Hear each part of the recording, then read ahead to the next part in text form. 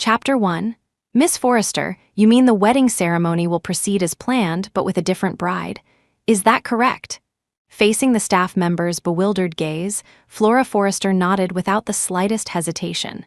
Yes, the wedding will go ahead in half a month.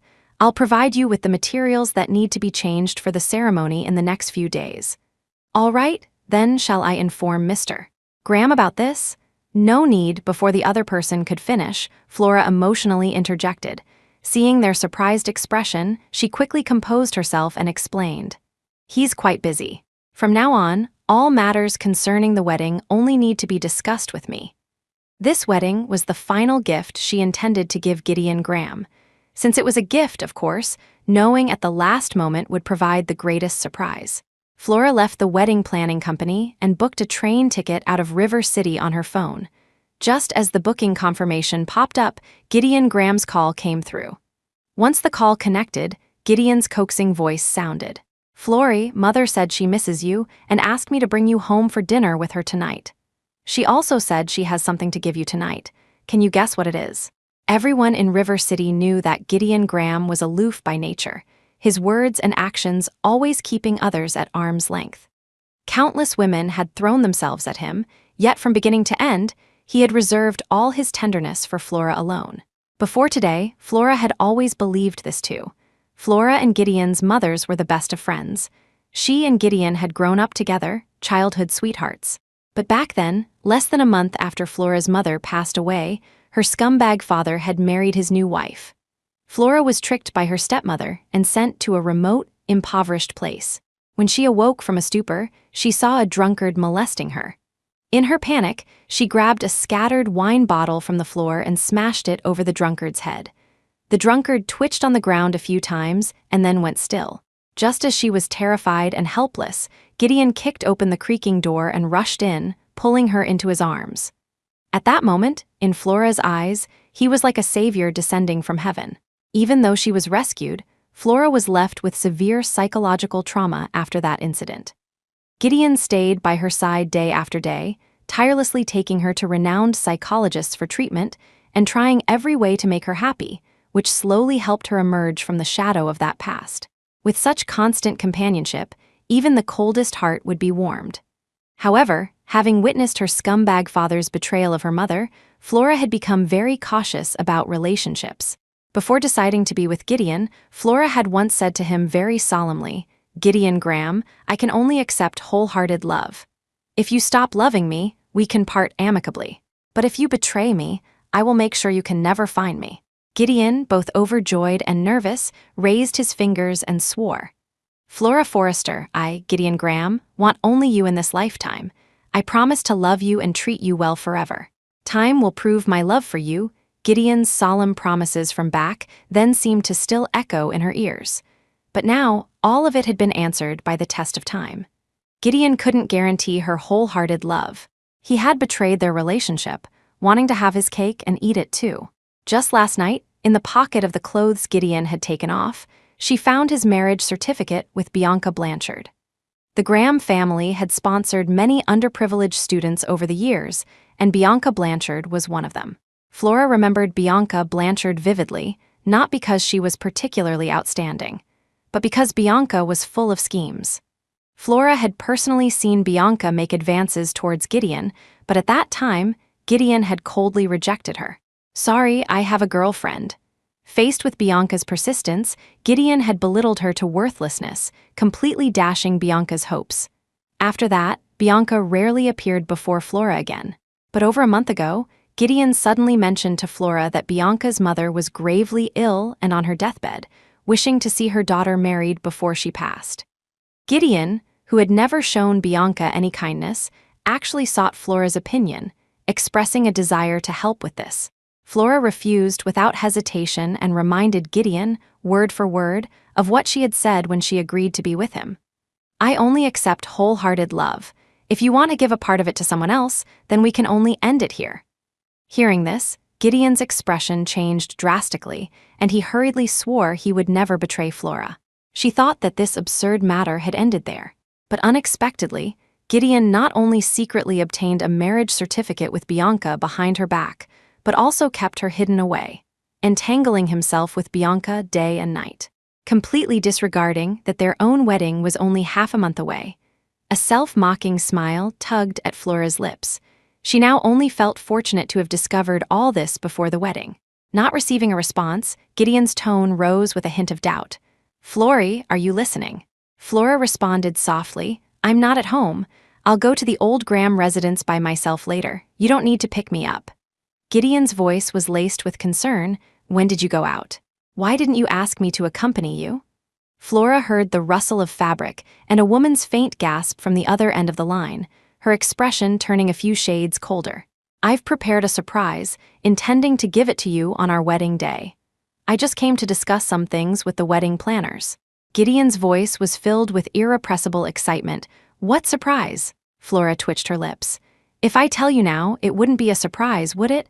You'll naturally find out on the wedding day." Gideon suppressed his excitement and replied gently, "Whatever Flory wants. I'll look forward to this surprise. See you tonight." Before hanging up, Gideon even made a few exaggerated kissing sounds. But Flora knew those weren't sounds he made himself. He was actually kissing another woman. Flora pretended to know nothing, calmly looking at the disconnected call, yet a storm was already raging within her. "Gideon Graham, I hope that in half a month, when you see everything at the wedding, you truly feel surprised." Chapter 2. After hanging up, Flora didn't go directly to the old Graham residence, but returned to her apartment. The spacious apartment, over 3,000 square feet, which she and Gideon had lovingly decorated over the years, didn't feel empty, but rather very warm. She once thought this would be her and Gideon's forever home. But from the moment she discovered Gideon's betrayal last night, it no longer was. The diamond rings to be exchanged on the wedding day in half a month had already been taken out by Gideon and given to Flora. Flora had watched Gideon design these matching diamond rings, stroke by stroke.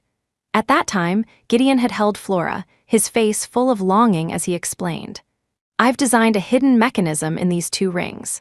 When placed together, they form a heart shape, symbolizing that we will never be separated." Flora pulled herself from her memories and, without any reluctance, took out the diamond rings and dialed the number for a local courier service. "Hello, I'd like to schedule a pickup." Since the bride on the wedding day was being changed to Bianca Blanchard, these deeply meaningful rings naturally ought to be in her hands.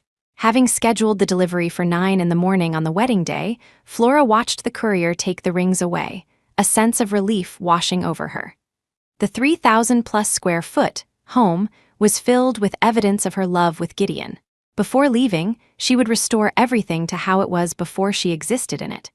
When Flora arrived at the old Graham residence, her eyes were still red and swollen. Eleanor Graham saw her enter with red eyes, glanced behind her a couple of times, and looked puzzled not seeing Gideon. "Why are you crying?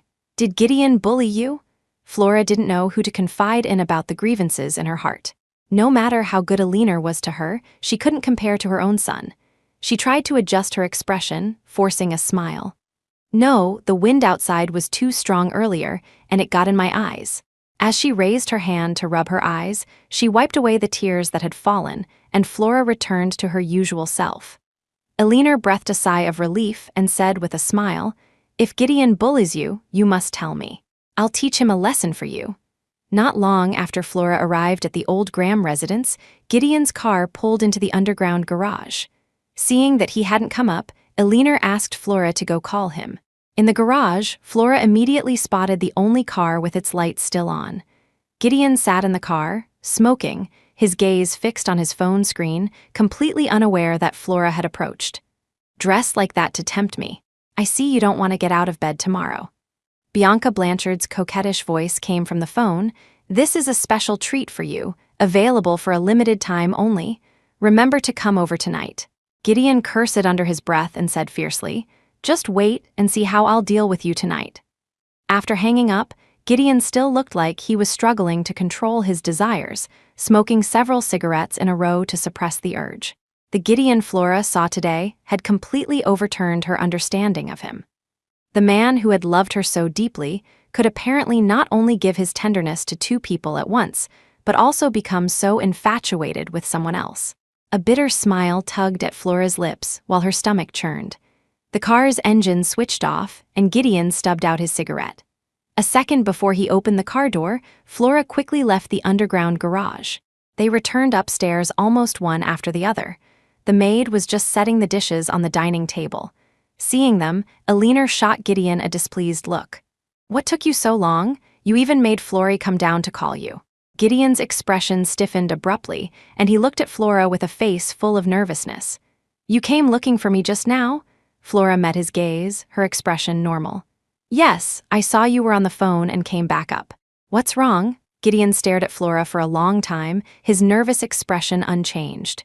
"Did you hear who I was talking to?" Flora found it ironic but didn't let Gideon see any hint of it. "No, wasn't it a client?" "Who else could it be?" Flora looked at Gideon calmly, noticing his expression suddenly relax. He reverted to the familiar gentle demeanor she knew, reaching out to gently rub her head. "Not a client. It was someone about the new jewelry I had custom made for you for the charity gala next week. By my side, no matter when, you will always be the most dazzling one." After Flora was rescued, the Graham Corporation, under Gideon's arrangement, would hold a charity gala every so often. Gideon would donate all the money raised through a foundation named after Flora. He did all this just to pray for Flora's well-being, hoping she would be free from illness and misfortune in the future. Gideon, who didn't believe in gods or Buddhas, had done this for her, and Flora had been deeply moved for a long time. But at this moment, Flora responded with little emotion. "You can decide what's best." After dinner, Eleanor took out a red sandalwood box, removed the bracelet from inside, and put it on Flora's wrist. "This is passed down in the Graham family to the daughter-in-law. After all these years, it's finally being given to you." Eleanor smiled lovingly, her gaze shifting between Flora and Gideon. Flora looked at the jade bracelet on her wrist. The translucent, crystalline patterns made her wrist look slender and fair. But she was in no mood to admire it. She forced a smile, took off the bracelet, and placed it back in the box. "I understand your intentions, Auntie, but a gift of such significance should probably wait until the wedding day." Flora's attitude was firm, and Eleanor could only say she would put it on her personally on the wedding day. Noticing Gideon frequently looking down at his watch, Flora took the opportunity to announce her departure. On the way, a sudden abdominal pain made Flora realize her period had arrived early. Back home, Gideon heated some water, personally took off Flora's shoes and socks, and helped her soak her feet. Flora looked down at the crown of his head, her heart tearing apart. He had clearly had a change of heart, so why could he still treat her as well as before? This deeply affectionate act, it turned out, could be faked. After getting into bed, Gideon placed his large hand on Flora's stomach, gently rubbing it. Drowsiness washed over her, but knowing Gideon's intention in lulling her to sleep, Flora couldn't fall asleep at all. Her phone vibrated lightly twice. Flora sensed Gideon pick up his phone. His breathing grew heavier, and the pressure of his hand on her stomach increased slightly. As he wished, Flora's breathing gradually became steady, as if she were sound asleep. Gideon quietly got out of bed, changed his clothes, and hurried out. Flora stood by the window, watching the car's shadow speed away, her nails digging into her palms without her feeling any pain. Chapter 3. The next morning, when Flora woke up, Gideon had already returned and was busy in the kitchen. Seeing Flora emerge from the bedroom, Gideon immediately smiled, his eyes crinkling. "Come and try the new sweet rice dumplings in brown sugar syrup I learned to make. I heard they're good for warming your stomach during your period." Watching this scene, Flora froze for a moment before sitting down at the dining table. She looked up at Gideon, her gaze searching. "Where did you go last night?" The smile on Gideon's face instantly froze. He subconsciously avoided Flora's gaze but quickly recovered. He sat down beside Flora, his eyes full of worry as he squeezed her hand. "There was an urgent matter at the company last night, so I left for a bit. I saw you were asleep and didn't want to wake you. Did you have a nightmare and wake up startled?" The distress in Gideon's eyes was almost overflowing, with no hint of pretense. Flora didn't understand how someone could separate love and sex, giving them to two different people simultaneously. Flora didn't answer. Gideon held her in his arms, comforting her softly, then called his assistant, asking him to schedule a checkup and deliver some medication. For a long time after she was rescued, Flora had relied on medication to sleep. Even then, she would often dream of that night. The reek of alcohol, hands stained with blood, Worried about her, Gideon had slept on a makeshift bed on her floor for a long time, just so he could be there for her immediately if she had a nightmare. Yet this same Gideon, so meticulous in his care for her, had still betrayed her. Flora looked up and saw a faint, not-so-obvious hickey on Gideon's chin. Usually at home, Gideon dressed very casually, the top 2 buttons of his shirt undone, revealing his somewhat sexy Adam's apple. But today, he had buttoned his shirt all the way to the top. Under his slightly rolled-up sleeves from cooking, an ambiguous scratch mark was accidentally revealed. Gideon hadn't noticed that these flaws were already exposed to Flora's eyes. As for how these marks came to be, it was self-evident. Gideon scooped up a spoonful of the sweet rice dumplings and brought it to Flora's mouth. Smelling the cloying sweetness and thinking about what she had just discovered, Flora's stomach churned, and she hurriedly pushed him away and rushed to the bathroom. Gideon followed Flora with a worried expression. When he raised his hand to wipe the mess from Flora's mouth, Flora suddenly lost control and forcefully pushed Gideon away.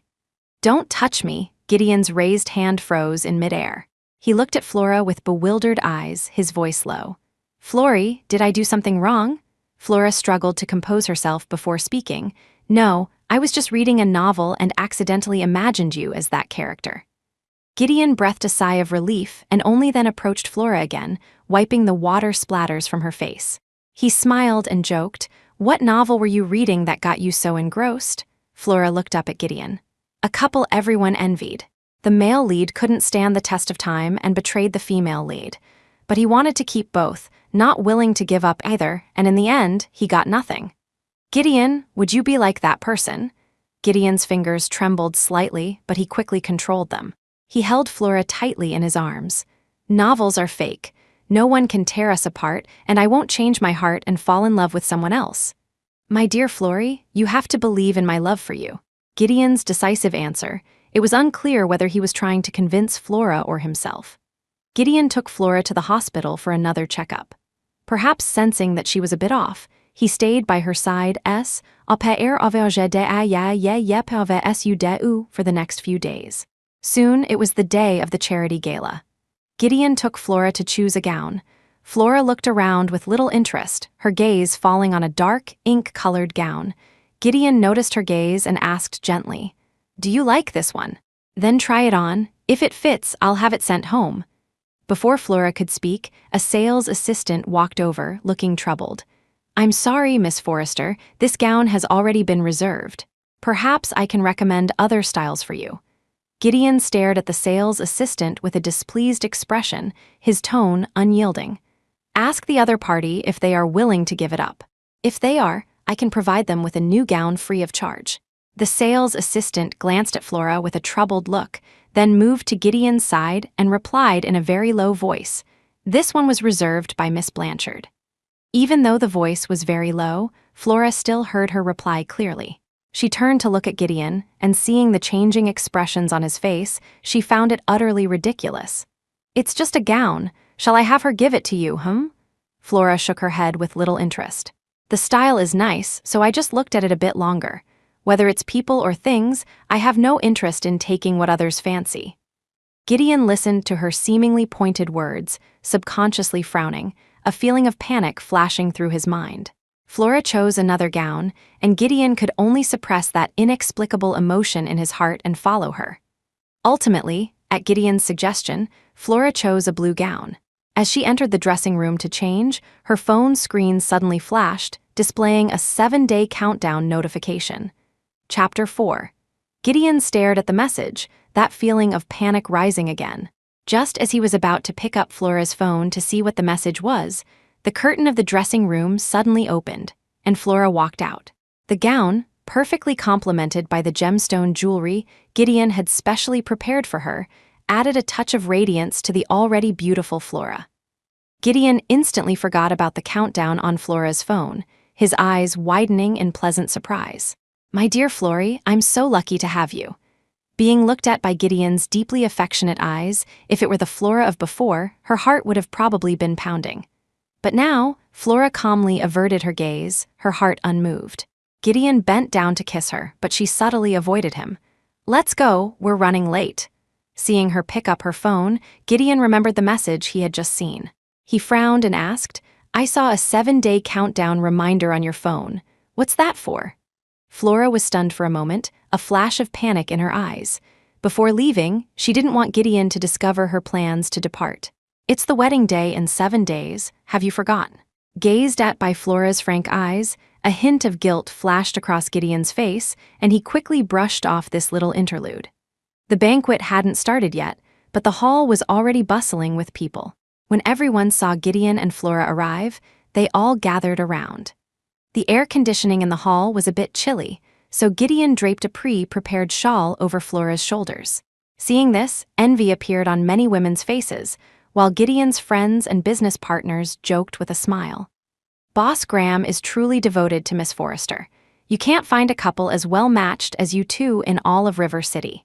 I'll definitely be there to congratulate you at the wedding next week. In the entire River City, if Boss Graham ranks second in doting on his wife, I'm afraid no one would dare claim first. Does that even need to be said? Boss Graham is the epitome of a good man. Which woman in River City doesn't envy Miss Forrester for finding such a wonderful man? The noisy chatter was filled with voices praising how well-matched Flora and Gideon were. Gideon smiled, and his usual cold, unapproachable demeanor softened a bit. Even knowing it was deliberate flattery, Gideon thoroughly enjoyed it, not refusing anyone who came to greet them. The crowd found a way to get closer to Gideon, and compliments flowed freely. Flora just felt a buzzing in her ears, making her dizzy. Moreover, right now, she didn't want to hear these congratulatory words from people who were being kept in the dark.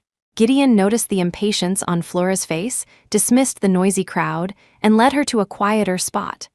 But they hadn't been quiet for long when Bianca Blanchard, dressed in a dark, ink-colored gown, swayed over. "Boss Graham, Miss Forrester, long time no see." As a representative of those sponsored by the Graham family over the years, Bianca Blanchard naturally had the qualification to attend this charity gala. Not only that, but she also had a speech to give later. Flora didn't want to exchange pleasantries with her, so she pretended not to see her and looked down at her phone. Bianca took a step forward, her voice full of apology. "Is Miss Forrester still angry with me? I apologize for what happened last time. I was desperate and clutching at straws when I came up with the idea of asking Boss Graham to pretend to get a marriage certificate with me. But Boss Graham has already refused me, and I have a boyfriend now. How about we let bygones be bygones?" Flora couldn't detect a shred of apology in her words, only provocation. Gideon also noticed her boastful tone, frowned, and impatiently dismissed Bianca. "Know your place. Florrie doesn't like you, so be sensible and stay away." Bianca let out a soft, coquettish hum. "She doesn't like me, but some people do." As she said this, she looked at Gideon and deliberately winked at him. Gideon, as if remembering something, swallowed hard and downed the drink in front of him in one gulp. Flora watched the two of them exchange flirtatious glances as if no one else was around, then got up and walked towards the restroom. Gideon quickly stood up to follow, while Bianca was surrounded by a crowd behind him. "Bianca, this gown you're wearing is gorgeous. Your earrings look great too." Bianca held her head high with a smug look. "Of course, these were all gifts from my boyfriend. He naturally gives me the best." Her showing off attracted a chorus of envious voices. "Your earrings, the jade material seems to be the same as the jewelry Miss Forrester is wearing today. Your boyfriend might have bought items made from the same piece of jade as Boss Graham." Flora's departing steps paused for a moment. Her peripheral vision caught the jade bracelet on her wrist. She forcefully took it off and clutched it tightly in her hand, the smooth stone pressing painfully into her palm. Chapter 5. When Gideon caught up, Flora had already turned into the restroom. Not 2 minutes after she went in, Flora heard Gideon's phone ring outside, but it only rang once before being quickly answered. "Wait for me in the small garden." The next second, footsteps sounded again, gradually fading away. Flora had attended countless banquets here and was very familiar with the layout.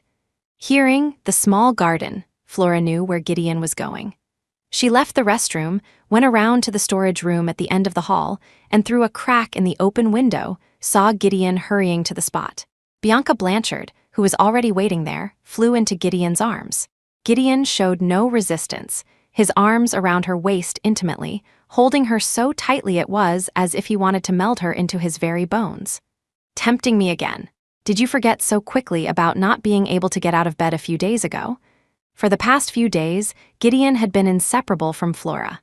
So, almost instantly, Flora understood which few days ago he was referring to.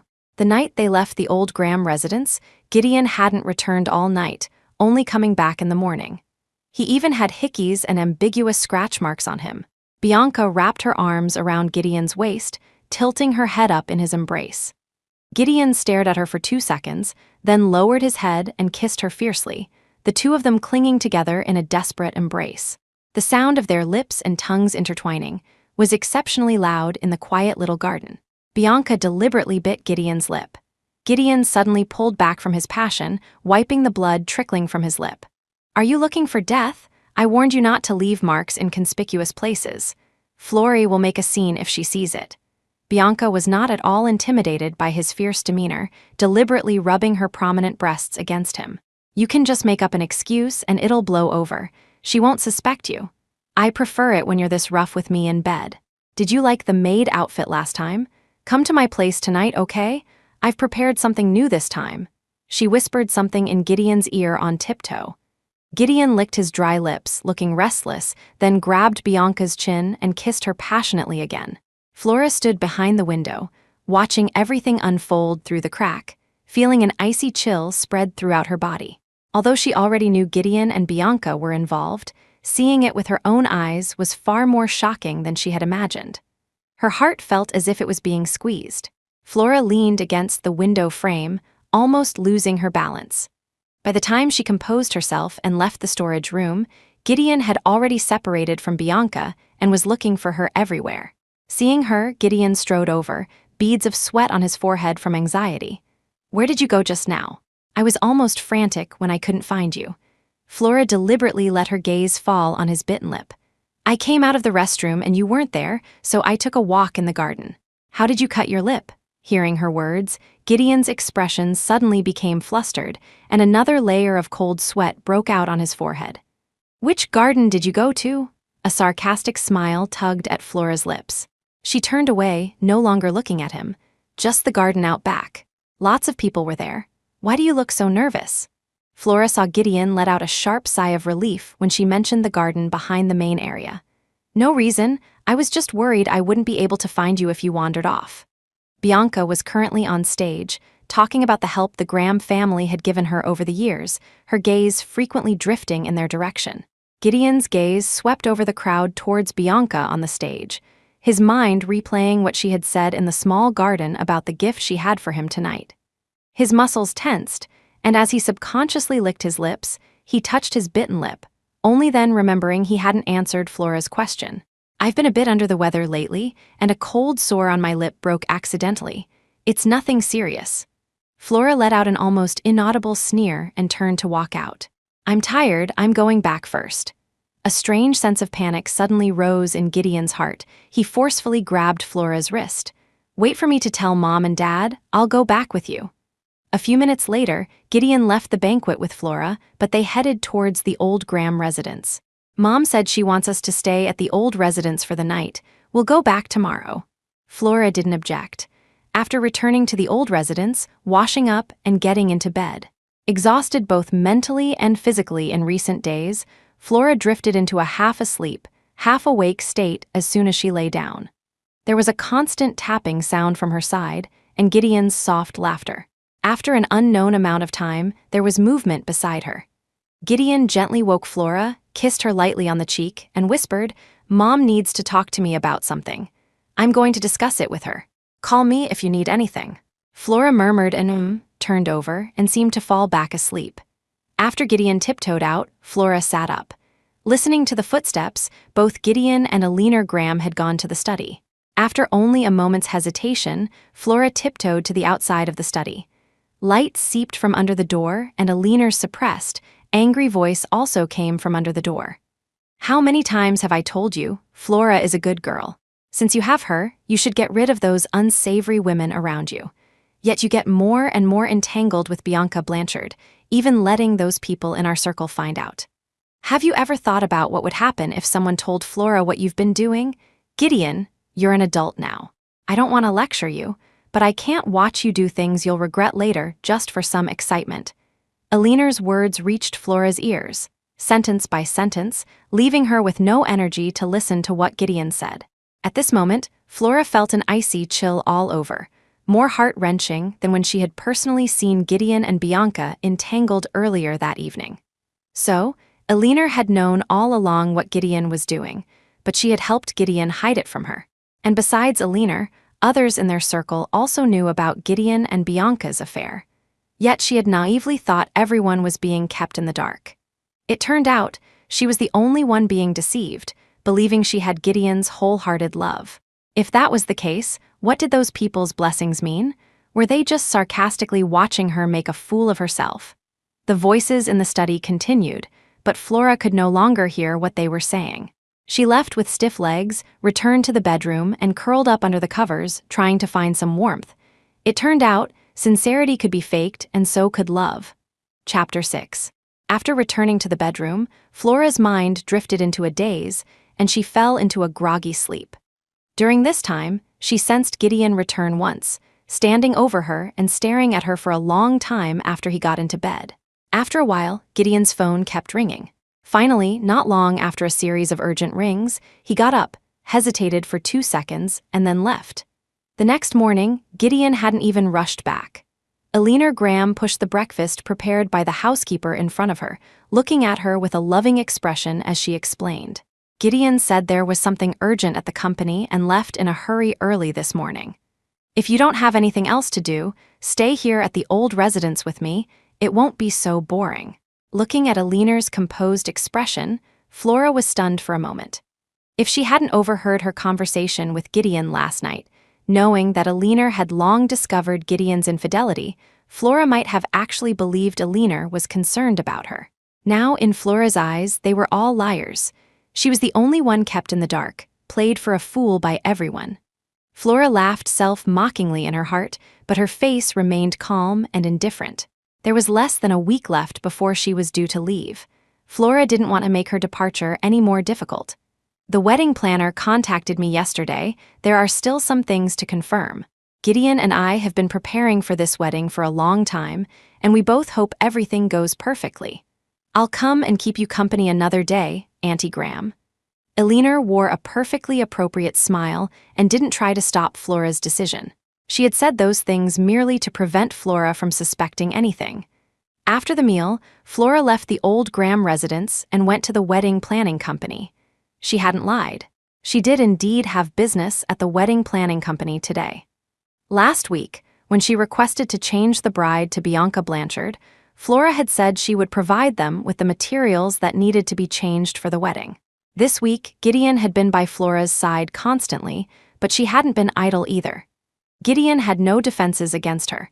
Both his phone and computer passwords were her birthday. Flora had gone through his phone and computer while Gideon was showering. It was then that Flora found out. Gideon had not only obtained a marriage certificate with Bianca Blanchard, but he had also given her wedding photos and a honeymoon, sparing no detail. The half-month Gideon had lied about being on a business trip was actually spent honeymooning with Bianca. Flora handed over the wedding photos and intimate pictures of the two that had been sent to her phone to the wedding planning company, and also helped them revise other details. After doing all this, Flora suddenly felt a void in her heart, but it wasn't as painful as she had imagined. After leaving the wedding planning company, Flora remembered that the results of her recent checkup should be out, so she drove to the hospital. While parking, Flora saw Gideon's car also in the hospital parking lot. Before Flora reached the place to pick up her test results, she saw Gideon and Bianca Blanchard emerging from the obstetrics and gynecology department. Both had smiles on their faces. Gideon was even carefully supporting Bianca's lower back, looking very much like a loving newlywed couple trying for a baby. Her heart, which she thought had long gone numb, still stung at this sight. Bianca looked up and saw Flora, who had appeared before them at some unknown point. She deliberately moved closer to Gideon before speaking. "Miss Forrester, I didn't expect to meet you at the hospital. Are you here at the OB-GYN because you're pregnant too?" Suddenly hearing Flora's name, Gideon subconsciously withdrew his hand and looked up. His expression instantly tensed. his hands looking out of place after leaving Bianca's lower back. In a moment, a layer of cold sweat broke out on his forehead. "Flory, why are you at the hospital?" "To pick up my test results." Flora replied coldly, her gaze meeting Bianca's deliberately provocative eyes. Gideon quickly walked to her side, explaining in a flustered manner. "Flory, I ran into Bianca on my way to the company. She accidentally got hurt. Since she's a student our family sponsored, I just gave her a hand. I only found out she was pregnant when we got to the hospital, so I just brought her here for a checkup." Flora took a deep breath, and the stabbing pain in her chest eased slightly. "I didn't expect Miss Blanchard, who was worrying about a sham marriage to reassure her mother just a few months ago, is already pregnant now. Congratulations." Bianca glanced at Gideon with a look of longing, making Gideon break out in a cold sweat. "Thank you, Miss Forrester. I'm already over 2 months pregnant, with twins last night. The baby's father was a bit rough in bed and hurt me, but it's nothing serious.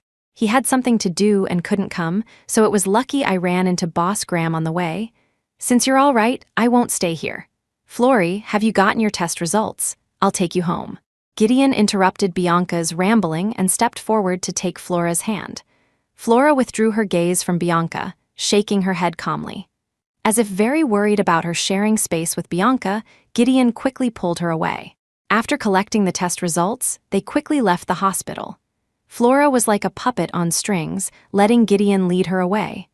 When they got together, she had said that if Gideon betrayed her, she would make him unable to find her forever. She would keep this promise. Plus, there was another big gift waiting for Gideon to receive on the wedding day. Chapter 7. On the way back, Gideon's phone screen kept flashing. Only when Flora wasn't looking did Gideon check the messages. It was a message from Bianca Blanchard. "Gideon, what names do you think we should give our babies? Can you come over tonight and help me choose?" Gideon's fingers tapped out a warning. "We'll talk about names later. Don't say so many ambiguous things in front of Flory anymore.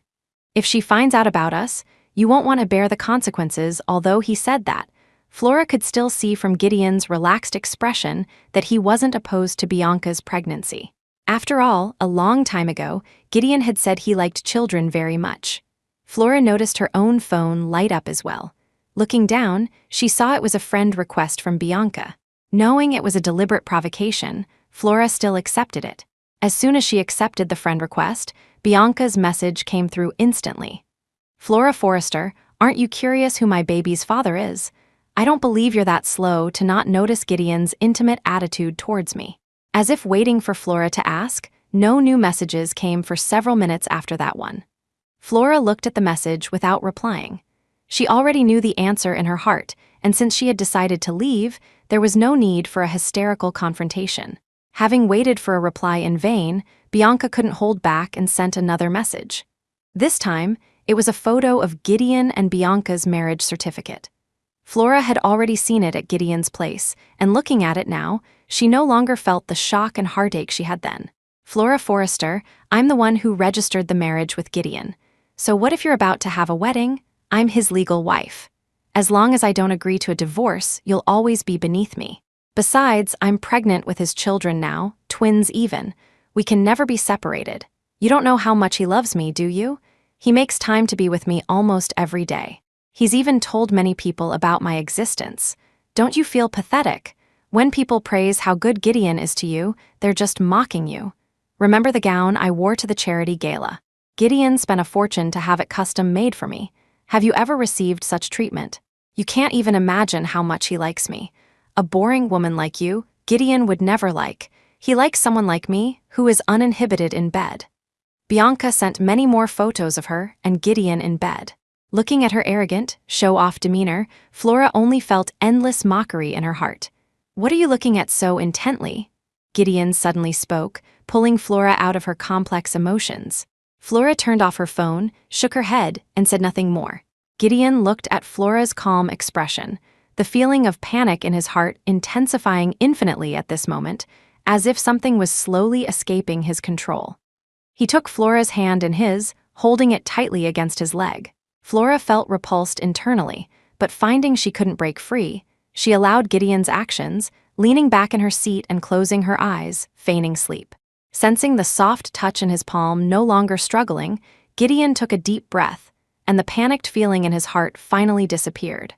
For the next few days, Gideon used the excuse that there were some company matters to handle before the wedding, and was not home day or night.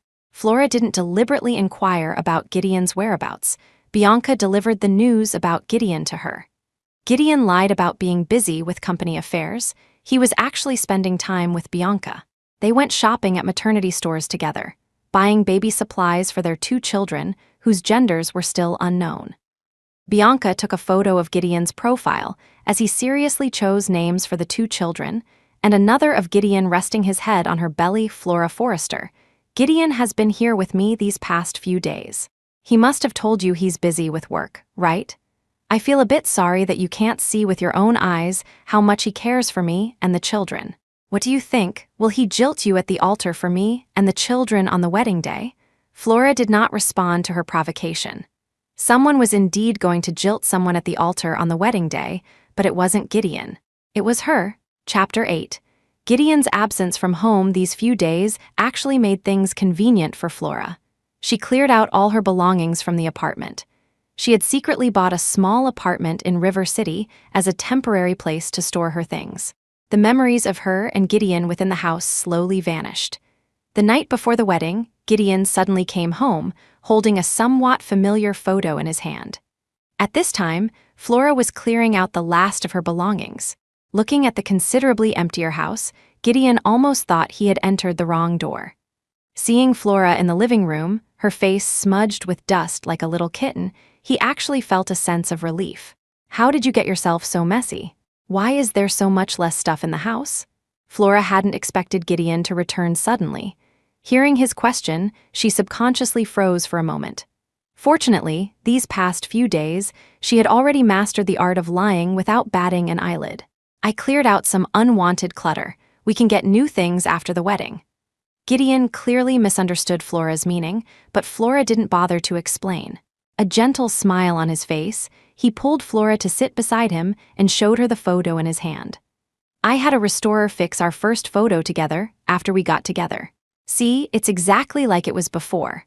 Flora took the new photo. Under a blooming pear tree, she smiled at the camera, while Gideon in the picture looked at her in profile. This was their first official photo, after she agreed to be with Gideon.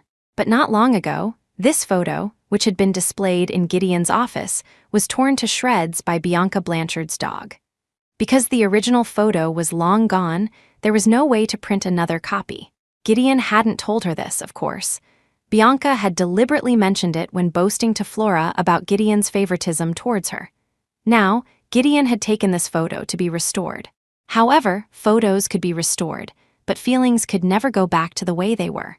Flora said with little emotion in her voice, I suddenly feel like eating the noodles you make.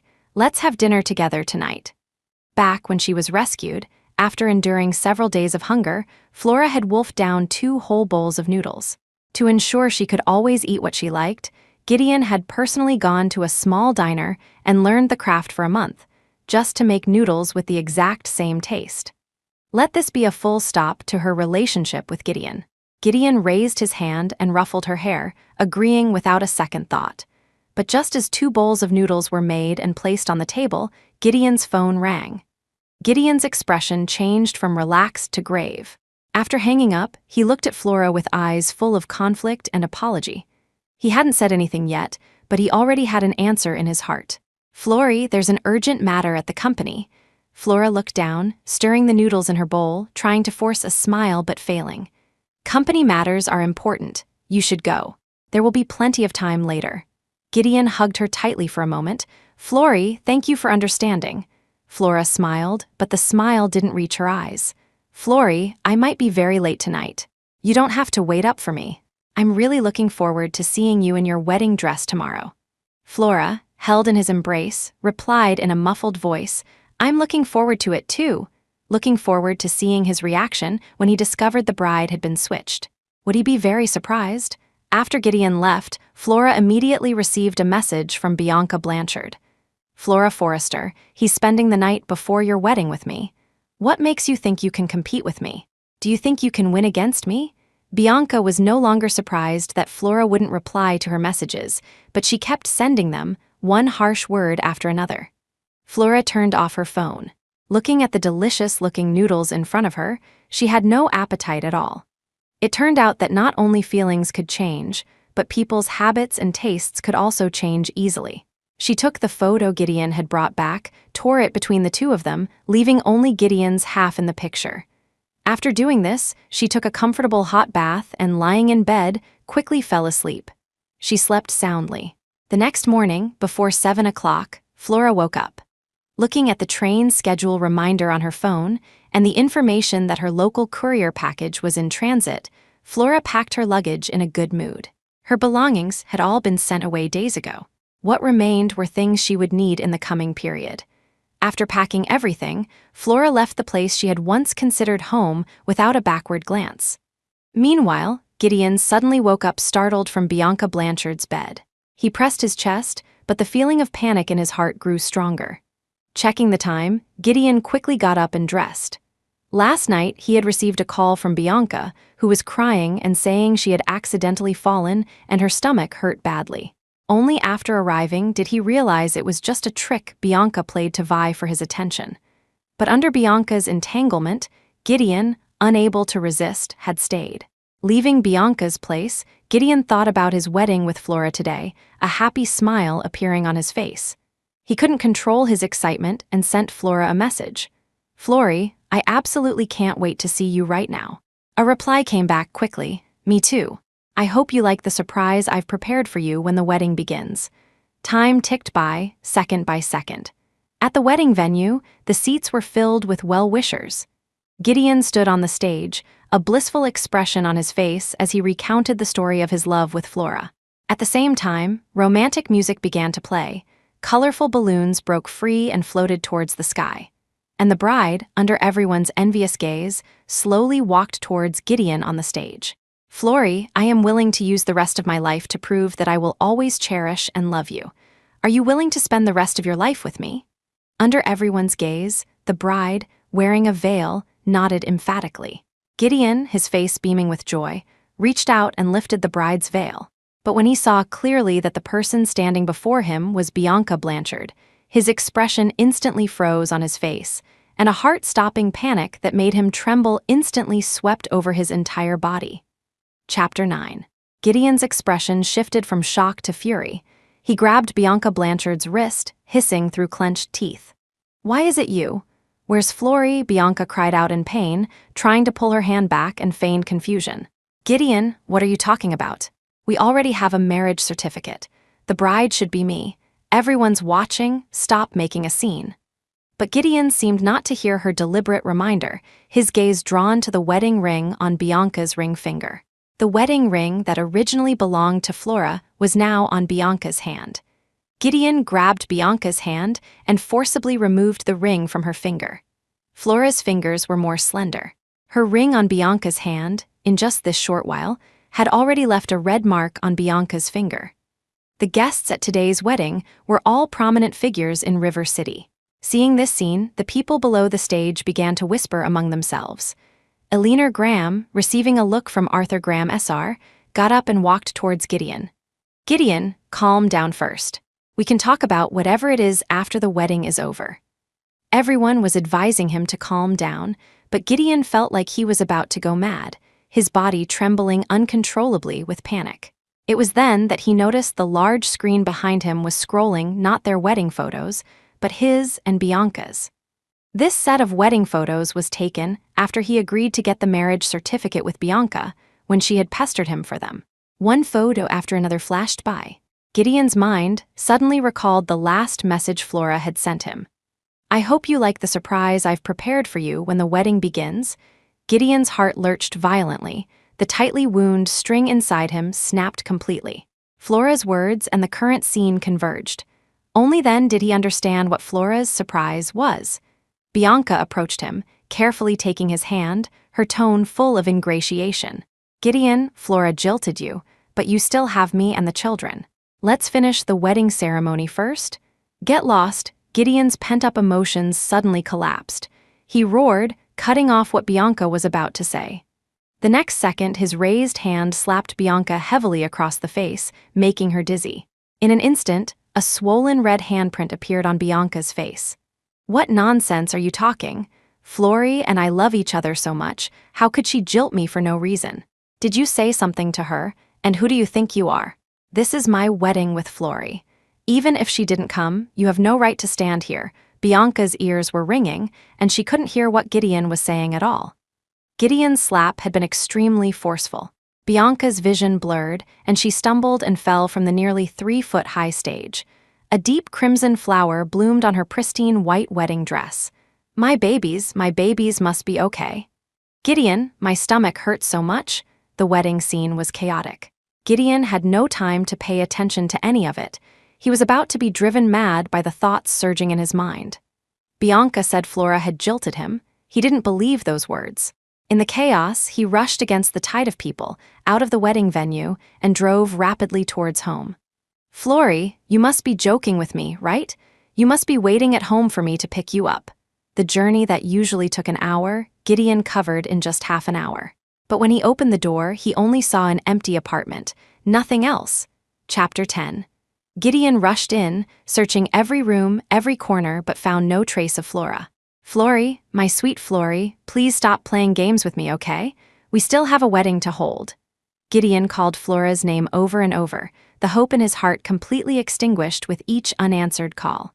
He had already noticed that everything belonging to Flora in the apartment was gone.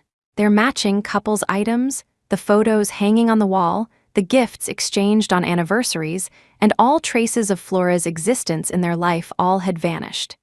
He had sensed something was wrong when he returned last night, but he hadn't paid attention.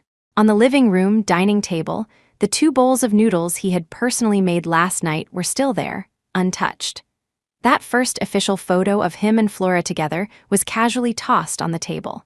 The photo had been torn in half down the middle. In the picture, only Gideon himself remained. Gideon felt his heart, like this photo, had been brutally torn apart, bleeding profusely. At this moment, Gideon finally realized that Flora had truly left him. But why? Gideon racked his brains but couldn't figure out why Flora had suddenly left him. His phone rang. Gideon was so agitated his hands trembled. He could barely hold the phone steady. When he finally held the phone, his heart full of joy, thinking it was Flora calling, he saw Eleanor Graham's name flashing on the screen. Gideon's breath hitched.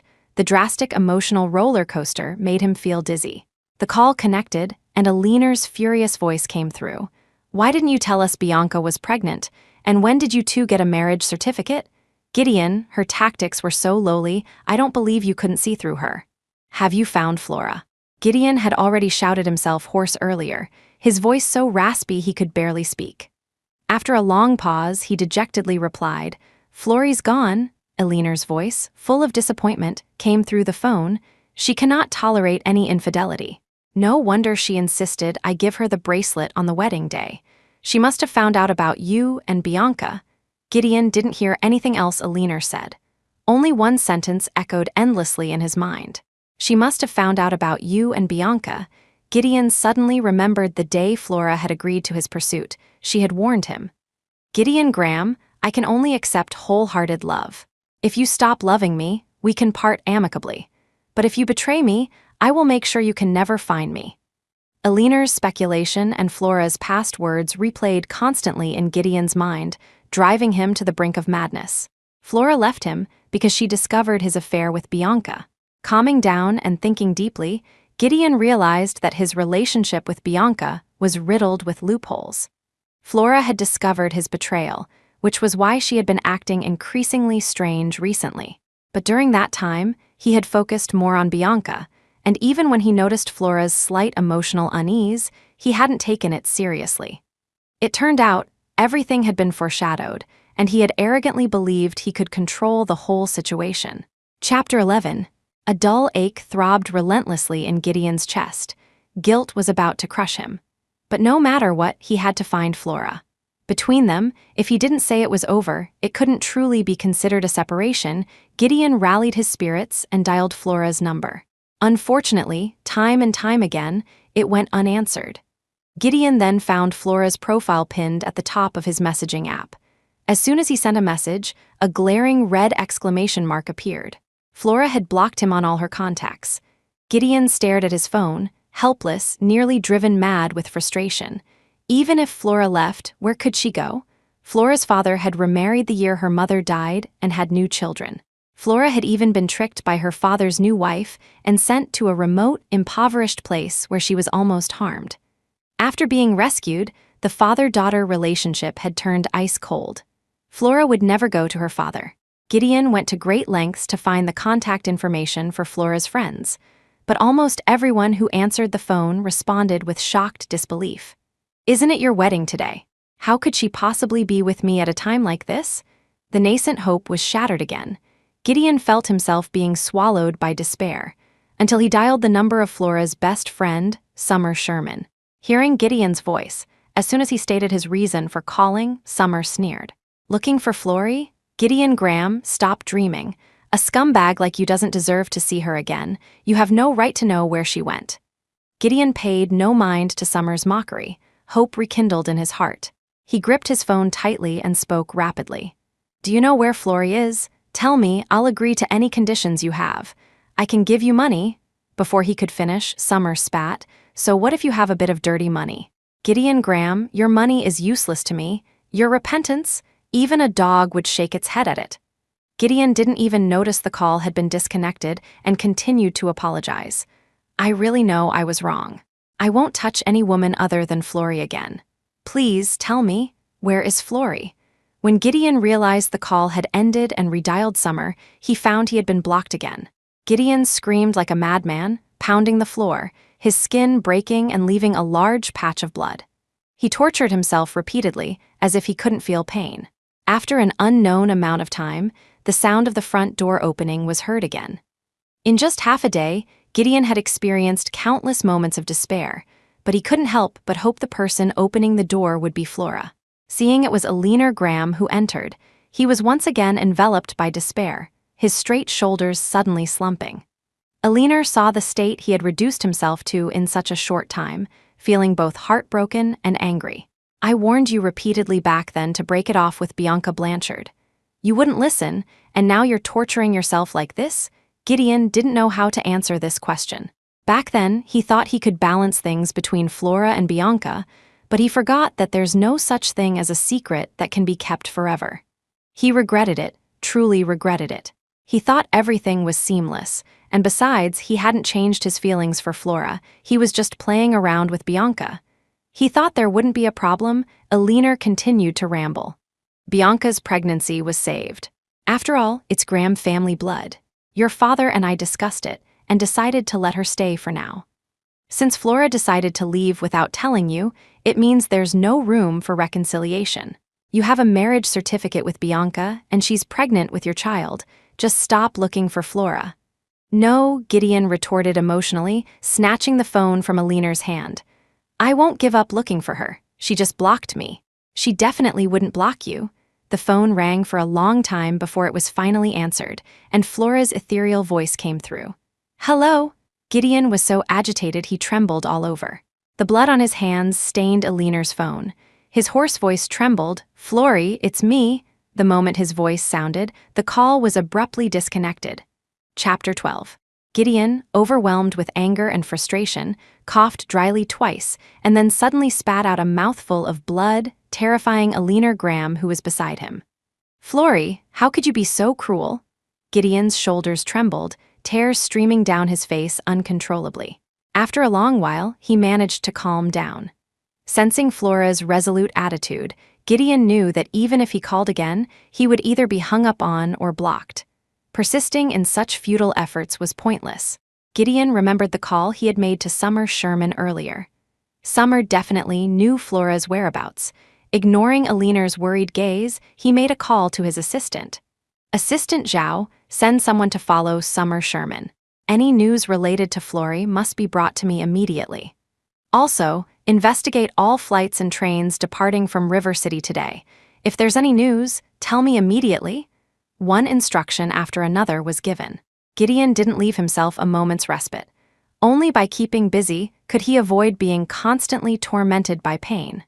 Eleanor hesitated several times, but finally voiced her attempt to persuade Gideon to let go. "Gideon, the world is so big. If Flora is determined to leave, how can you find her?" So many people saw what happened at the wedding today. News about you has already spread throughout River City. This matter could not only affect you, but also the entire Graham Corporation. The best solution now is for you and Bianca Blanchard to come forward and clarify things, with the PR team managing. Gideon interrupted Alina, refuting her with an unchallengeable tone. Mom, you don't need to persuade me anymore. No matter what, I must find Flory. As long as she comes back, I'm willing to accept being beaten or scolded by her. But giving up looking for her this is undoubtedly asking for my life. So, no matter what, even if he had to search heaven and earth, he would find Flora with that, Gideon, without even bothering to clean the blood from his hands and the corner of his mouth, left home and went to the company. The rumors about his scandalous affairs, which Gideon had suppressed before, were spreading wider and wider, but he had no time to care about them now. The number of vehicles and planes coming and going from River City every day was countless. Assistant Zhao obtained records of all flights and trains that left River City on the day of the wedding. After days of investigation, Gideon discovered that Flora had bought tickets to over 10 cities within the country and to 6 different countries abroad on that day. Gideon looked at the nearly 20 locations on his desk, a bitter smile escaping his lips. Flora was determined not to let anyone find her. But even understanding this, Gideon couldn't bring himself to truly give up on Flora. Gideon eliminated one wrong answer after another, but doing so was like searching for a needle in a haystack. He once again sank into despair. From the wedding day until now, a full 5 days, he had slept less than 5 hours. The rest of the time was spent investigating Flora's whereabouts, but to no avail. On the 6th day, while giving instructions to Assistant Zhao, Gideon, unable to bear the exhaustion, fainted on the spot. He was unconscious for a whole day and night. When he woke up, Gideon found himself lying in a hospital bed. He pulled out the IV needle from his hand, preparing to leave, but was stopped as soon as he got out of bed. Gideon, Mom said you haven't rested for days. You should recover properly before leaving, otherwise, I'll be heartbroken. Only then did Gideon notice that Bianca Blanchard was also in this hospital room. His face instantly turned icy, and he forcefully pushed Bianca's hand away. Recognize your status. Is Mom someone you can call? Bianca carefully caressed her already showing pregnant belly, her voice unable to hide its elation. We have a marriage certificate and children, and so many people saw us hold a wedding ceremony. Mom has already acknowledged my status. Yesterday, she even helped me choose names for the 2 children. Gideon, listen and see which 2 you like. The thread of sanity in Gideon's mind snapped instantly. He grabbed Bianca's neck, his fingers tightening relentlessly. Chapter 13. Bianca Blanchard's face slowly turned from white to red, then to a purplish blue. She struggled constantly, a terrifying thought rising in her mind. Gideon seemed to genuinely want to kill her. Alina Graham came in and screamed in terror at the sight. Only then did Gideon regain some sanity. The force in his hands suddenly relaxed. He looked down at Bianca, whose eyes now only held fear, and questioned her word by word. On the wedding day, why was it you who came out? And how did you get Flory's wedding ring? These past few days, Gideon had been consumed with finding Flora, with no time to think about anything else. Seeing Bianca again, question after question surfaced. Bianca was so scared she was trembling like a leaf, not daring to hide anything as she recounted what happened after Gideon left her place on the wedding day. Not long after you left, I received a package. The package contained that pair of wedding rings. As for the wedding dress, someone from the wedding planning company called and told me to go to the wedding venue. At that time, I only thought about being able to marry you instead of Flora, so I went. I didn't think too much. Bianca, regaining her freedom, scrambled away and hid behind Alina. Gideon directly contacted the person in charge of the wedding planning company, his eyes fixed intently on Bianca. If I find out you're lying to me, I will definitely not spare you. A few minutes later, Gideon learned that Flora had requested a change of bride from the wedding planning company half a month before the wedding. The doubts lingering in Gideon's mind finally had an answer. But this answer caused a sharp pain in Gideon's heart. So, Flora had been preparing to leave him that long ago. Gideon knelt on the ground, unable to understand why Flora could be so heartless, leaving just like that. Were all those years of their relationship so insignificant in Flora's eyes? But if he hadn't first succumbed to Bianca's temptation and betrayed Flora, Flora wouldn't have heartlessly left him. Gideon slapped himself hard across the face twice, but the feeling of regret didn't diminish even a bit. A suddenly ringing phone interrupted Gideon's self-reproach. Assistant Zhao's voice came from the phone. "Boss Graham, we got news about Miss Forrester from Miss Sherman." A light suddenly burst forth in Gideon's eyes. "Quick, tell me." The person following Miss Sherman managed to take a distant photo of her chat screen with Miss Forrester. By examining the background of the photo, Miss Forrester should be in Lhasa, Tibet right now. The next second, an enlarged, blurry photo was sent to Gideon's phone. Although the photo was so blurry it was almost impossible to make out faces, Gideon recognized the person in the photo as Flora at a glance. He looked at the photo almost obsessively. "Book me the fastest flight to Lhasa immediately. I need to find Flory." 3 hours later, Gideon was on a plane to Lhasa. After a flight of over 5 hours, the plane landed in Lhasa. Gideon went straight to the location shown in the photo's background. After making inquiries, Gideon finally made his way to the guest house where Flora had been staying. But when he showed Flora's photo to the owner and asked about her, he learned that Flora had just left not long ago. Gideon stood blankly on the spot, a brief ringing in his ears. No one knew better than him why Flora had left in such a hurry. Flora must have known he was coming here, which is why she left so hastily. Gideon stood in the room Flora had stayed in before she left. The scent of Flora in the room had not yet completely dissipated. Gideon found a hairpin Flora had left behind in the bathroom. He placed it in the pocket of his shirt, close to his heart, and pressed it tightly. Inside, there was also a photo of Flora. Only when looking at that photo could Gideon find a moment of peace each day. During the time Flora had been gone, he had dug out all the photos he had kept from his phone, printed them, and pasted them on the wall one by one, according to his memory of their original positions. He had also repurchased all the matching couple's items and clothes identical to Flora's. Only then would Gideon feel that Flora hadn't truly left him completely, but had just gone on a long trip and might return someday. Gideon, employing the same tactic, had Assistant Zhao go to the train stations and airports to investigate Flora's destination. But this wasn't River City. Assistant Zhao was almost arrested as a suspicious person and found out nothing. Chapter 14. It was 2 days later when Gideon returned to River City. Flora had clearly left Lhasa. Staying there would be futile. It was better to return to River City, where the Graham family's roots were, making it easier to gather information. He resorted to his old trick, sending people to follow Summer Sherman, trying to get news of Flora again. But Summer had long been aware. The news Flora received was from her. Gideon, unable to get information about Flora from Summer, began to inquire everywhere. He contacted everyone who knew Flora, not letting go of any piece of news. The matter escalated, and more than one person contacted Flora, trying to find out her whereabouts. From those who contacted her, Flora finally pieced together the reason for all this. It was all Gideon making a scene to find her. To those inquiring about her whereabouts, Flora invariably had only one reply. No comment, but those people wouldn't be deterred by her coldness. Instead, they became increasingly curious about what had happened between them. Unable to bear it any longer, Flora unblocked Gideon. Then, Flora sent him all the evidence she had gathered of Gideon's affair with Bianca Blanchard. This included the photo of the marriage certificate seen in Gideon's pocket, intimate photos of him and Bianca from Gideon's computer, and evidence of their honeymoon. Even the provocative messages Bianca had sent her after discovering Bianca's pregnancy at the hospital were all packaged and sent. After doing all this, Flora let out a long sigh, bid farewell to the quaint little town she had been visiting for a few days, and boarded a flight to Paris, France.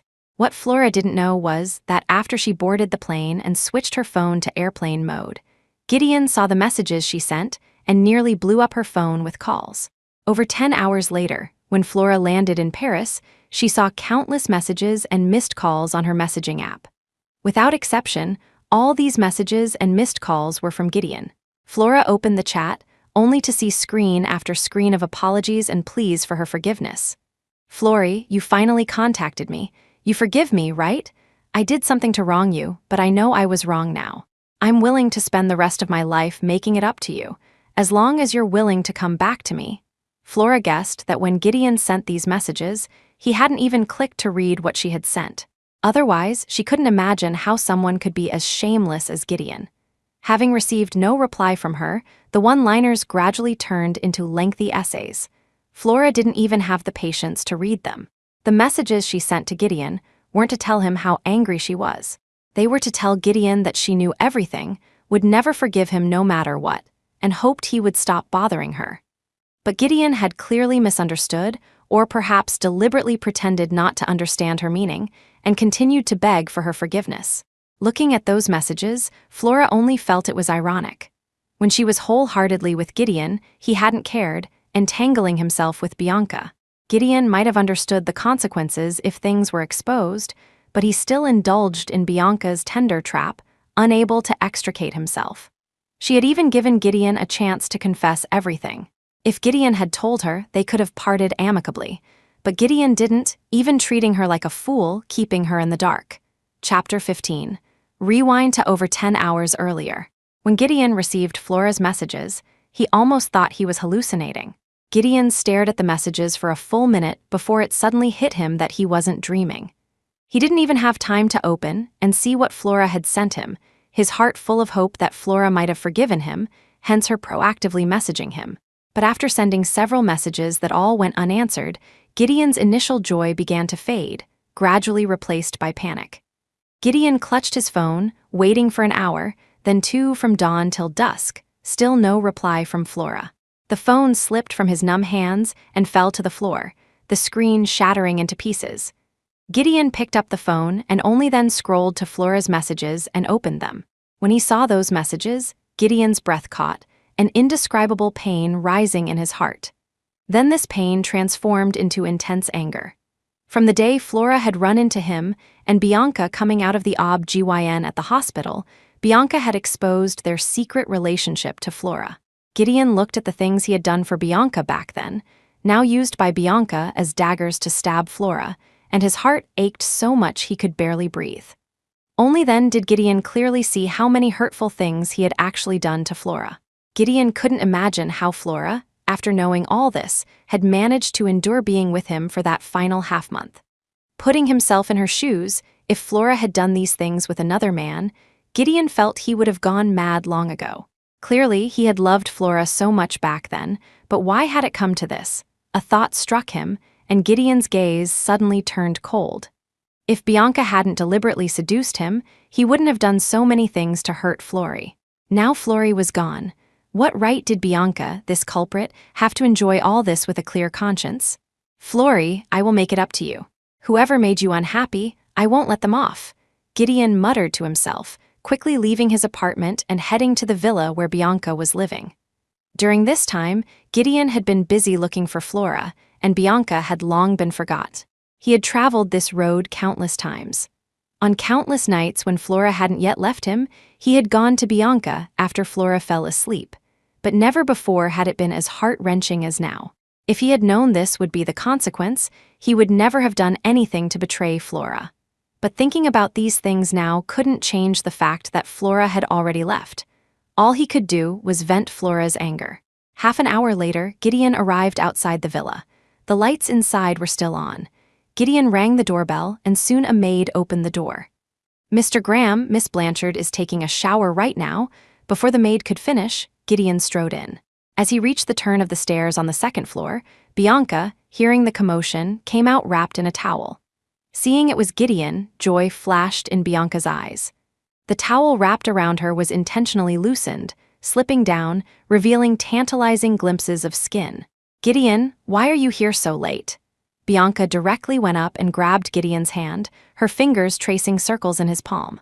Gideon looked down at their intertwined hands, remembering the countless times he hadn't resisted temptation and had relations with Bianca, and he wished he could tear Bianca apart on the spot. As Alina Graham had said, Bianca's lowly seduction tactics couldn't fool Gideon's eyes. But the increasingly bland relationship between him and Flora made him want to seek some excitement. So, under Bianca's seduction, Gideon pretended to waver and had relations with Bianca. The first time he had felt guilty, not knowing how to face Flora. But Flora trusted him too much. Then it was time after time, until he completely succumbed. Gideon's gaze suddenly turned fierce. He had no intention of flirting with Bianca, looking at her with cold eyes. Bianca Blanchard, I warned you not to expose our relationship in front of Flory, Chapter 16. Bianca's joyful expression instantly froze on her face. The terror in her eyes was exposed to Gideon, appearing particularly comical. Though it was summer, goosebumps rose on Bianca's skin. Bianca had personally experienced twice how crazy Gideon could be for Flora. She didn't want to go through that terror a third time. Bianca tried hard to put on an innocent and harmless facade. She couldn't let Gideon know she had sent those messages to Flora. Luckily, she had deleted the chat history long ago. Bianca struggled to steady her trembling body and spoke calmly. Gideon, what are you talking about? I haven't even contacted Flora. Our affair, she must have found out from someone else. Gideon grabbed Bianca's wrist and snatched her phone. Opening her messaging app, not only were the provocative messages he had already seen gone, but Flora wasn't even in Bianca's contact list. Bianca feigned composure as she took back her phone, but her voice trembled uncontrollably as she spoke. You see, I told you, how could I possibly? Gideon cut off Bianca's explanation with a cold sneer, yanking her up by the wrist. Bianca Blanchard, do you think I'll believe you with just a few casual explanations? If I didn't have proof, why would I come looking for you at this hour? Gideon shoved the chat records Flora had forwarded to him in Bianca's face. Bianca's face instantly turned deathly pale. Only the tips of her toes could touch the ground. Behind her were the stairs. If Gideon let go, she would tumble down. Tears instantly flowed. Bianca sobbed and begged for mercy. Gideon, let me stand properly first. I'm still carrying your child. I didn't mean to say those things. I was just jealous of Flora. I didn't want to see you marry someone else. But this is all because I love you too much, Gideon. Please forgive me this one time, okay? Bianca, with her free hand, tightly clutched Gideon's wrist, terrified that he would let go regardless. Gideon's gaze remained unmoved, looking at the desperately pleading Bianca as if she were already dead. Isn't it good enough to enjoy what you've got? But you had to be so greedy, trying to force Flory away and take her place. Then you're destined to get nothing. Under Bianca's shocked gaze, Gideon raised his other hand, covered Bianca's hand clutching his, and pried her fingers open one by one. Flory is gone. What right do you have to carry my child? Bianca was so scared her lips trembled. The maid who had opened the door earlier was already frightened out of her wits by this scene. Bianca noticed her and quickly shouted, "Call Mrs. Graham, Gideon Graham. The child I'm carrying was acknowledged by your parents. You can't do this to me." Bianca's threat had no effect. Her fingers were pried open one by one. Gideon pushed her outwards forcefully, coldly watching Bianca tumble down the stairs. Bianca felt the half-minute it took to roll down the stairs pass with excruciating slowness. Although she tried her best to protect her stomach with her hands, by the time her body finally stopped rolling, the stairs and her body were already stained with blood. Unlike the simple bleeding and pain on the wedding day, this time, the feeling of two lives ebbing away from her body made Bianca break down on the spot. She screamed loudly, her entire being seemingly possessed as she kept muttering about her children. Bianca looked up at Gideon, who stood calmly at the top of the stairs, and saw not a trace of pity in his eyes. Bianca's remaining sanity was instantly consumed by hatred. Gideon Graham, you're a coward. Flora disappeared, and you push all the blame onto me. But what did I do wrong before I sent her those messages? She already knew about your cheating. In the end, isn't it because you can't control your lower half? You talk about loving Flora more than your own life, but your so-called love is a joke. No wonder even when she left, she had to switch the bride to me.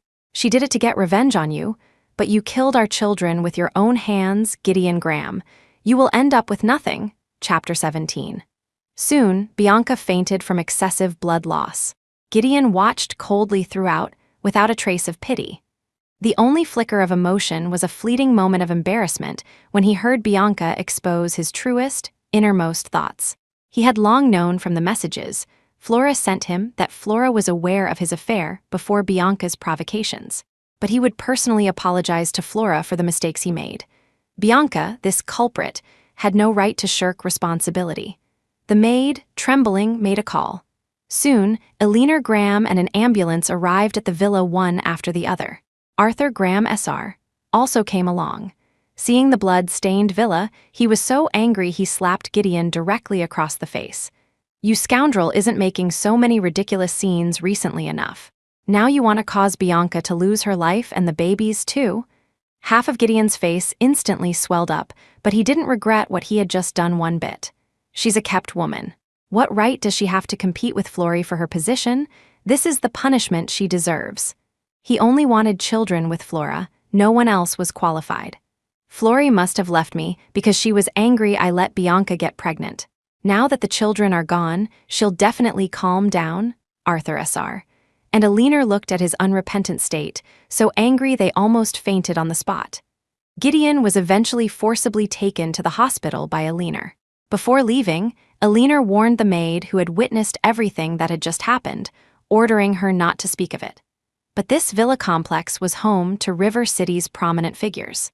It was hard to guarantee that what happened tonight hadn't been noticed by someone observant. Moreover, regarding tonight's events, the most troublesome issue of Bianca was yet to be resolved. Any misstep in these matters would deal a devastating blow to the Graham Corporation, which was already treading on thin ice. But when they arrived at the hospital, they learned that neither of Bianca's 2 children had survived. And due to excessive blood loss and potential damage from the removal of the fetuses, Bianca might never be able to have children of her own. Bianca learned all this as soon as she woke up and broke down, shouting that she wanted to call the police. Eleanor counseled her for a long time before she finally calmed down. Gideon, impatient, stayed at the hospital for less than half an hour before leaving. As for Eleanor, who remained, whether she used threats or inducements, he didn't care. He now only wanted to find Flora as soon as possible, repent in front of her, and tell Flora how much he missed her. Gideon returned to that cold home again. The house had long been restored to how it was before Flora left, but the presence of Flora was gone. He mechanically prepared 2 bowls of noodles and placed them where they had been the night before Flora left. Then he took out some alcohol and sat down on the other side of the table. "Flory, I made your favorite noodles from before. I also taught Bianca a lesson for you today, and her children are gone too. But when will you forgive me? When can you come back to me?" Gideon, as if numb, poured bottle after bottle of alcohol down his throat. He tried to numb himself with alcohol. Perhaps then he wouldn't suffer anymore. Gideon took out his phone, its screen long since shattered beyond recognition, opened the chat with Flora, and read their past messages one by one. If only nothing had changed. As Gideon read, he remembered the messages Flora had sent him. Many of them were intimate photos of him and Bianca. How sad Flora must have been when she saw them. Gideon's breath hitched, and he suddenly clutched his chest, struggling to breathe. Since Flora left, apart from that time he fainted, he hadn't had a single peaceful night's sleep. Although he had redecorated the house to look like it did before Flora left, it was ultimately fake. Chapter 18. When Gideon groggily woke up, it was already the afternoon of the next day. The 2 bowls of noodles on the table had long congealed, and empty wine bottles were scattered all over the floor. It was high summer, and the noodles left out overnight, fermenting with the strong smell of alcohol, were particularly foul. Gideon, however, seemed oblivious, his entire being merging with the wretched state of the room. Day after day passed like a walking corpse. Gideon still received no news about Flora. Eleanor Graham, for some unknown promise to Bianca, managed to silence her, even though Bianca had been clamoring to call the police. But in River City, Gideon's and the Graham family's reputations had plummeted. Eleanor couldn't bear to watch.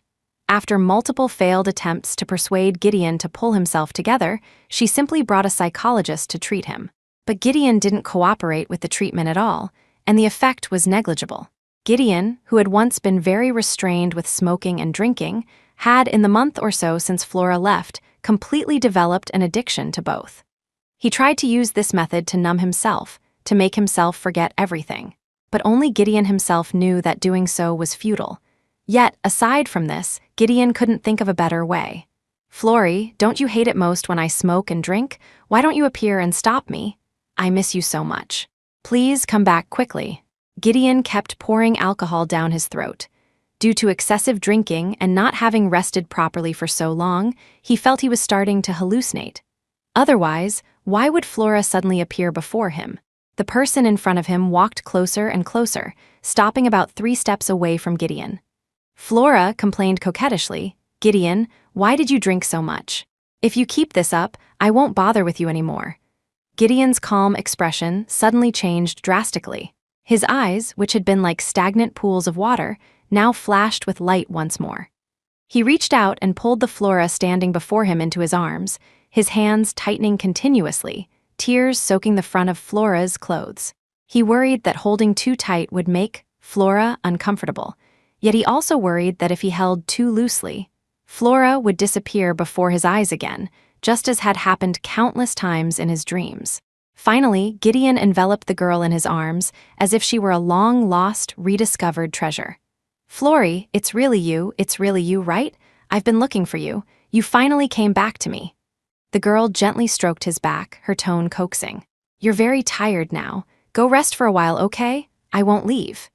Gideon obediently got up, but his hand was unwilling to let go even a fraction, constantly holding onto Flora as he entered the bedroom.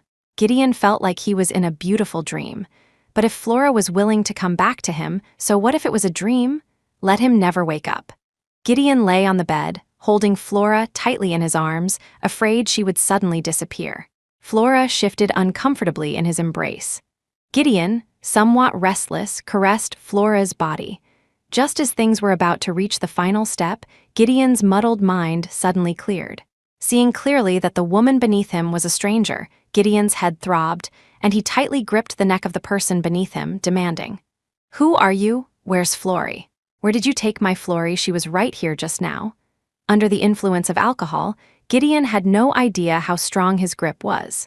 The girl beneath him struggled to get away, but Gideon seemed oblivious to any external sounds. Finally, the girl fumbled for the vase on the bedside table and smashed it hard against Gideon. Free from danger, she gasped for air. Chapter 19. The woman was not Flora Forrester at all, but Flora's younger half-sister, Melody Forrester. Eleanor Graham couldn't bear to see Gideon moping around for Flora all day, now living like a ghost of his former self. She had tried everything to no avail, then suddenly remembered Flora had a sister 3 years younger than her. Back then, Flora's father had remarried only after Flora's mother passed away, but he had been cheating long before and had an illegitimate daughter, Melody. After obtaining a photo and seeing Melody's 5-point resemblance to Flora, Eleanor made an immediate decision. She promised benefits to the Forrester family on the condition that Melody get close to Gideon and heal his emotional wounds. But unexpectedly, it backfired. Melody looked warily at Gideon, who was bleeding profusely from his head, wanting to leave but was held tightly. Gideon was no fool. Once sober, looking at Melody, who bore a 5-point resemblance to Flora, a little thought was all it took for him to deduce what had happened. "You're Flora's sister, right? Call her. Whatever means you use, as long as you can get her to come back, I can help you get anything you want." Hearing this, Melody pouted with some annoyance. "A good-for-nothing orphan. What's so special about her that's worth you looking for?" The words had barely left her mouth when the hand gripping Melody's wrist suddenly tightened, as if to snap her bones. Gideon stared at Melody with cold, sinister eyes, warning her word by word. "I won't allow anyone to slander Flory. If I hear another word, I'll kill you." Under Gideon's threat, Melody reluctantly dialed Flora's phone number. The phone rang for a while before it was answered, Flora's voice full of annoyance at being woken up. "Sister, it's Melody. Dad is seriously ill. He wants you to come back and see him." Flora on the other end of the line was stunned for a full minute before she managed to dig Melody out from some forgotten corner of her mind. They hadn't contacted each other for so long that Flora had almost forgotten she had a father and a half-sister. She just said, with little emotion in her voice, "I have no relationship with the Forrester family anymore. Whether he lives or dies has nothing to do with me, and there's no need to inform me." Melody's expression soured, and the gentle tone she had deliberately put on vanished. "No wonder Dad doesn't want you, Flora. You're really unlikable, aren't you? Serves you right for being abandoned by Dad and then by the Graham family heir." On the other end of the line, Flora instantly woke up from her groggy state. She asked coldly, "Gideon Graham asked you to call." Although it was a question, Flora already knew the answer in her heart. Melody sneered, "So what if he did? Flora, I just can't stand the way you are." The call was cut off with a click, not even giving Melody time to react. Gideon, who had become ice cold from excessive blood loss, only managed to say in a very weak voice, "Flory, I never meant to abandon you." After the call ended, Gideon fell into a coma due to excessive blood loss. Melody, who had wanted to sneak away, ultimately contacted Alina Graham out of fear of being responsible for a death, thus saving Gideon's life. And at this moment in the hospital room, Gideon was still in a coma. He had been unconscious for 2 whole days. Alina's anxiety grew with each passing moment. "Flory?" Just as Alina thought Gideon was about to wake up, the doctor said his words were merely subconscious actions. Flora's departure had become Gideon's obsession. Looking at Gideon, who was so emaciated he was a shadow of his former self, Alina couldn't help but break down crying by the bedside. Chapter 20. Gideon, you must wake up. As long as you can wake up, Mom will swallow her pride and beg Flora Forrester to come back and see you. But if you remain unconscious, you'll never have the chance to see Flora again. Perhaps Alina's words had an effect. Gideon struggled and woke from his slumber, forcefully gripping Alina's hand. "Mom, I want to see Flory." This sentence seemed to drain all of Gideon's strength. Melody Forrester couldn't even trick Flora into returning by claiming their father was gravely ill. Gideon truly didn't know what other methods he could use to find Flora. In the past, Alina had also doted on Flora as if she were her own daughter, and Flora was such a soft-hearted person. Perhaps this time, Alina could really persuade Flora to relent and come back. Looking at Gideon's anguished eyes, Alina hesitated for a moment but still agreed to his request to call Flora immediately. However, when she called, it rang twice and was then disconnected. Alina could only redial again and again. Finally, through her persistent efforts, Flora relented and answered the call. Worried the call would be disconnected, Alina quickly spoke, her voice hoarse and full of pleading. "Flory, Auntie Graham is really at her wit's end. Please don't hang up so quickly." Hearing Alina's choked voice, Flora sighed inwardly, ultimately unable to bring herself to hang up immediately. But after everything that had happened, it was difficult for her to feel much warmth towards Alina. Flora spoke in a detached tone, "Mrs. Graham, why are you calling me?" Although Alina hadn't said anything yet, Flora already had a faint idea in her heart. Other than because of Gideon, Alina really had no reason to call her. Sure enough, the next second, Flora heard Alina's pleading voice. "Flory, ever since you left, Gideon has been looking for you. He did do some things to wrong you back then, but he knows he was wrong now. Can you give him another chance, or come back to see him once?" Listening to Alina's desperate pleas, Flora neither agreed nor immediately refused. It had been almost 3 months since she left River City. During this time, she had moved between several places, finally settling in Paris. Flora really liked this romantic city. From Summer Sherman, she also knew that Gideon had never given up looking for her. Because Gideon was constantly trying to find out Flora's whereabouts, she hadn't dared to reveal her information or location on social media. This couldn't go on forever. Some things really needed to be said to Gideon face to face. "I'll return to River City for a trip in a week. I'll contact you then." Not only Alina, but even Gideon hadn't expected Flora to agree. Gideon excitedly sat up in his hospital bed, reaching for the phone, but the call had already been disconnected after Flora said those words. Missing the chance again, Gideon wasn't as sad, but instead, a smile appeared on his face. He was so excited his voice trembled. "Flory said she's willing to come back. I can't let her see me like this."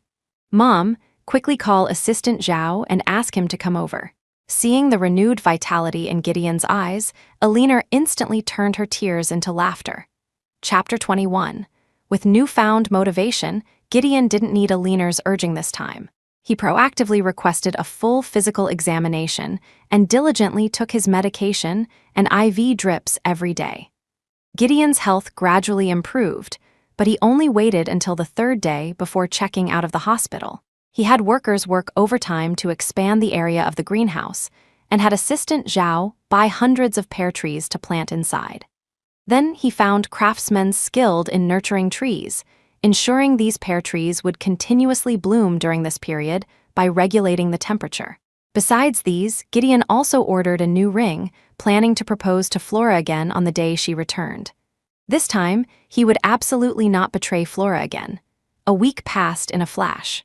Gideon had been following Alina around like a shadow all day, finally waiting for Flora's call to come through again. Gideon had already instructed Alina to tell Flora the address for their meeting. Flora, on the other end of the line, showed no resistance upon hearing the meeting place was in the suburbs.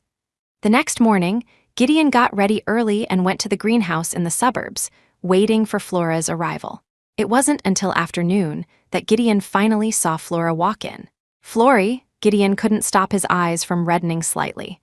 The scene that had appeared countless times in his dreams finally materialized in reality. From the moment she stepped in, Flora noticed the meticulously arranged venue. Though it was high summer, the pear trees were all in bloom, and the ground was covered with fallen petals, looking beautiful and dreamlike. When she had agreed to Gideon's pursuit, it was during the spring when the pear blossoms were in full bloom. Flora didn't let her gaze linger too long on these things, turning instead to Gideon, whose eyes burned with intensity. Although Flora had guessed some things from Alina's tearful voice, seeing Gideon now, she couldn't help but be startled. In just 3 short months, Gideon had managed to reduce himself to this state. His gaunt frame couldn't even fill out his suit. If not for the bright light in his eyes, Flora would have even thought Gideon was a soulless walking corpse. Looking at this scene, Flora no longer felt a trace of pity in her heart. Flora stopped about 10 feet away from Gideon, her voice cool. "If you have anything to say it quickly. But I hope that after today, you will stop disturbing my life." A hurt expression flickered in Gideon's eyes, but Flora's heart remained unmoved. "Flory, I think about you every moment. I know you must hate me for betraying you, but I've changed. You didn't like Bianca Blanchard and her child, and I've already taken care of them for you. So please, come back to me, okay? I promise you, from now on, I will never betray you again. If I can't do it, then let me be alone for the rest of my life." Every word Gideon spoke was filled with sincerity, yet Flora found it utterly ridiculous. Before she discovered all this, Gideon had had many chances to turn back, but he hadn't. "Gideon Graham, if I hadn't suddenly disappeared, would you have proactively broken things off cleanly with Bianca Blanchard?" Chapter 22. "Yes, to me, you are the most important person," Gideon answered almost without any hesitation. Hearing this answer, a sarcastic smile played on Flora's lips, stinging Gideon's eyes. She showed no mercy, giving an answer completely different from Gideon's. "You wouldn't. You neither wanted to let go of me nor could you resist the thrill Bianca gave you. Otherwise, you wouldn't have been so happy after knowing she was pregnant. You're answering like this now merely because you already know I would leave you. Actually, what you regret most is not hiding your affair better. If time could be turned back, I guess you would arrange for Bianca to be even further away from me, preferably somewhere we'd never meet. That way, you could have your cake and eat it too." Gideon's face turned deathly pale, as if his most secret thoughts had been laid bare. He clenched his fists tightly, but couldn't stop his body from trembling. His lips opened and closed several times before Gideon found his voice again. "Flory, you can't convict me for things that haven't happened." Gideon's face was etched with pain as he shook his head, denying Flora's speculation. Flora found Gideon's current self-deceiving act utterly ridiculous, her lips twitching but unable to form a smile. "Perhaps those are just my speculations, but the fact that you betrayed me is unchangeable. Gideon Graham, what makes you think that after you've done so many disgusting things to me, I would just forgive you and forget the past?" A sharp pain stabbed Gideon's chest again, so intense he could barely stand. The diamond ring he had been clutching slipped from his palm and rolled to Flora's feet. He looked at Flora, his eyes stubborn. "Then why were you willing to come back? Aren't you afraid?" A wave of disgust rose in Flora's heart. Even though Gideon hadn't finished his sentence, she knew what the rest of it was. With Gideon's means and power, it was entirely possible for him to trap her in River City. Originally, she hadn't wanted to return. But Simon Sterling was right. Avoidance is never the way to solve a problem at its root. Only by facing the problem directly can one stop being troubled by it. That's why Flora had agreed to return to the country to meet Gideon one last time, to make a clean break with him. "Gideon Graham, you should understand the law better than I do. You wouldn't want to bear the charge of unlawful imprisonment. I came back this time just to make a clean break with you. After all, your entanglement has already affected my normal life." As her voice fell, Flora turned to leave. She had only taken 2 steps when Gideon suddenly grabbed her wrist. Gideon said nothing, but the plea in his eyes already exposed his thoughts. He wanted to beg Flora not to be so cruel to him, not to leave him like this again. Only disgust remained in Flora's eyes. Before she could break free from Gideon's grip, Simon Sterling walked in. "Darling, what took you so long?" Simon Sterling naturally put his arm around Flora's waist and gently kissed her forehead. Gideon was too shocked by what he saw to even notice when Flora's hand slipped from his grasp. The shock and pain in his eyes were too obvious. "Who are you?" Simon Sterling, with his arm around Flora's waist, took a step back, a gentlemanly smile on his face. "Hello, I am Flora's boyfriend, Simon Sterling. If there's an opportunity, you're welcome to visit Paris." Gideon clenched his teeth but said nothing more, nor did he try to stop Flora from leaving. After Flora and Simon Sterling left side by side, he suddenly spat out a mouthful of blood and collapsed to the ground. Chapter 23. Eleanor Graham, who was waiting outside, had a bad feeling when she saw Simon Sterling go in.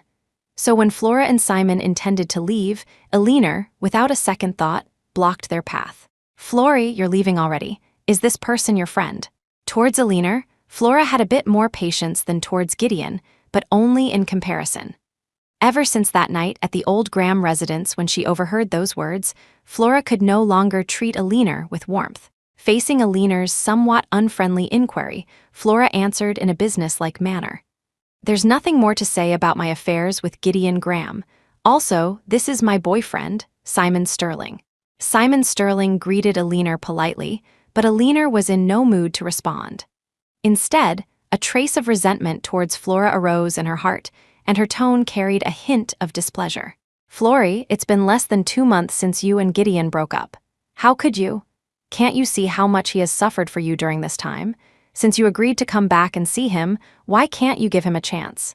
Eleanor's scrutinizing gaze, which swept over Flora and Simon, made Flora frown deeply, and her expression instantly turned cold. "Mrs. Graham, however much Gideon Graham suffers or whatever happens to him, it has absolutely nothing to do with me. Everything is his own doing. I agreed to meet him because of the kindness you showed me in the past. Are you saying Gideon is allowed to cheat before the wedding, but I need your permission to start a new relationship after breaking up? What right does Gideon have to make me do that for him? Mrs. Graham, you knew about Gideon's cheating before I did, yet you helped him hide it from me. I won't judge whether what you did was right or wrong, but you have no right to expect me to forgive your actions." Eleanor's face turned various shades of green and red from Flora's rebuke.